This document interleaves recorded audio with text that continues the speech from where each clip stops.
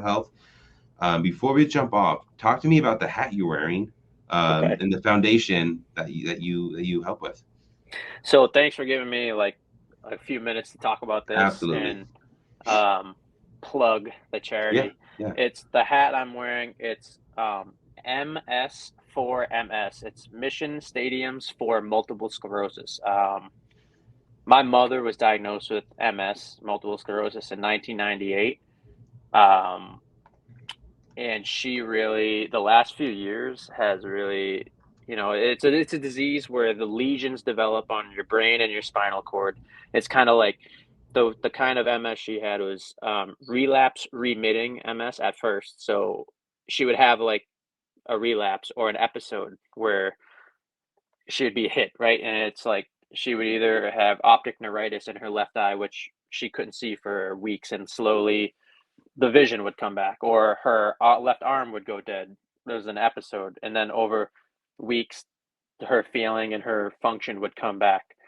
For about 16 or 17 years, that would be the type of MS that she had. And when it wasn't an episode or a relapse, it looked like she was totally healthy. Like no one even really knew that she was sick. So right about 17 years, it started to become, it's called now secondary progressive MS. So it turns into irreparable damage at this point. So the damage started, at her lower extremities, and it started to work its way up. So started at her foot, and then it kind of moved its way up to the ankle and to the knee, and now she has trouble walking. It's her whole left leg, and it's starting in her like left hand now. So she needs like a walker or a cane to walk. I mean, it's been tough to see that because she's been so supportive my whole life. If it wasn't for her and my dad, Yeah. I would never be anywhere near where the point that I'm at today. They've been 100% supportive, no matter with all of my brother and sister too. No matter what they want to do, you put Hmm. your 100% effort into it, and we'll support you. So I always envisioned myself being an advocate for it in some way, shape, or form, especially when I got drafted. I felt like I knew that MLB players and players all over all this professional sports had charities and nonprofits that they supported. So I had always kind of thought that when I get to the big leagues, I'm going to advocate for this. Hmm. This is my purpose right here, other than baseball. And when I was with the Mets, I always wanted to wait for some reason. I thought when I get to the big leagues, it'll be the right time. But Yeah. then I realized, like, why do I need to wait anymore? I don't know what compelled me when I was in spring training with the Mets to just take the initiative and start reaching out to all the different social media, MS national societies, anyone that I knew that had anything to do, any connection with MS. And I actually got in contact with one of my friends from college who was on the softball team, and she posted something in about a walk to the MS walk to the top in New York City. And I asked her what connection did she have? She said one of her best friends actually was diagnosed at like 26, so they walked for her. That was her team. We got put in contact. She ended up being the junior chair of the National MS Society, I think. So she had all the information that I would need. So I went back and forth with her on email and kind of had a conference call with her. And she actually connected me with the CEO and founder of MS4MS. His name's Sam Greenberg.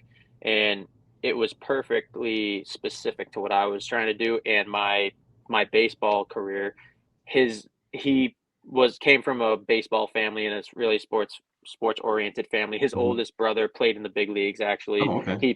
he played college baseball, and we set up a call and we connected right away. So what we do, it's a sports and entertainment nonprofit that seeks to raise funds um, and research for MS warriors, and for the we donate our money to the Johns Hopkins Project Restore MS Center.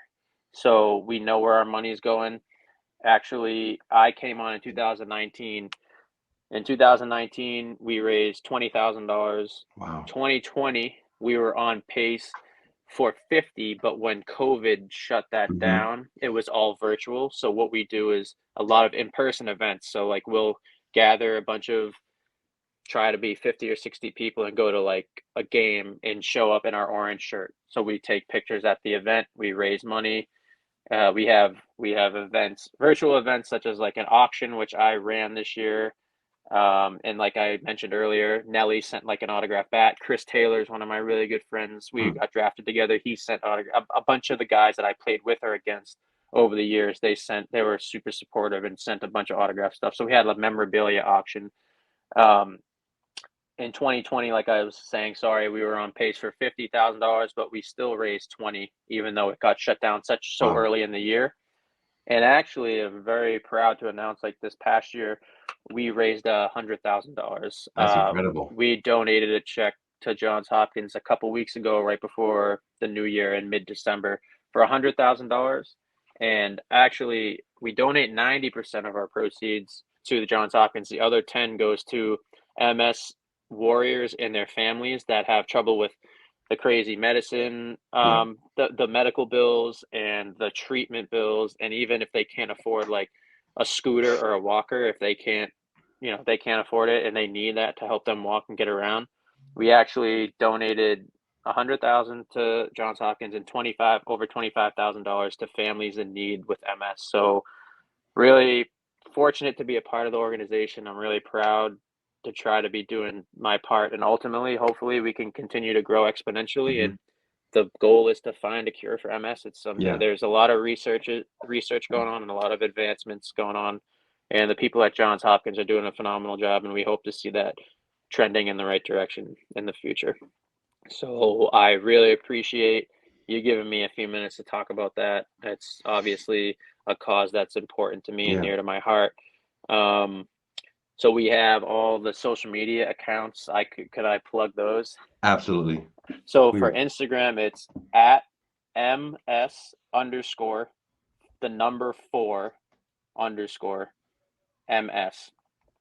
So that's on Instagram. I'm pretty sure that's our Twitter handle too. We have a Facebook page, like a charity page.